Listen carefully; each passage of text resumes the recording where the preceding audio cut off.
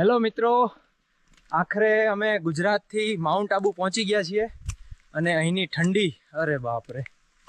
ઠંડી? આને ઠંડી નહીં, વાંદરા ફ્રીઝર કહે. મારું તો પૂંછડું પણ સિકુડાઈ ગયું છે.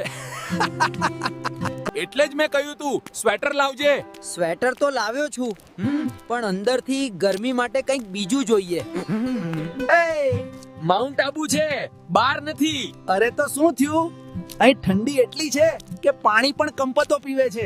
જુઓ મિત્રો, પેલા નાકી લેક જઈએ. રોમેન્ટિક જગ્યા છે. રોમેન્ટિક? હું તો ઠંડીમાં હાથ જ ખિસ્સામાંથી બહાર કાઢતો નથી. કેમ છો બધા? આ અદ્ભુત તળાવ જુઓ, અહીંયા બહુ સુંદર છે. હા, તે અદ્ભુત છે, પણ મને પાણીનો થોડો ડર પણ લાગે છે. અરે ફોટા તો ખેંચાવા પડશે. ફોટા ઠીક છે, પણ ફિલ્ટર એવો રાખજે કે મારો કંપતો ચહેરો ન દેખાય.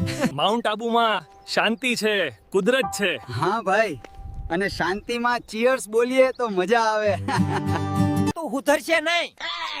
સુધરું તો હું માણસ બની જાઉં. વાંદરો છું એટલે મસ્તી કરું છું.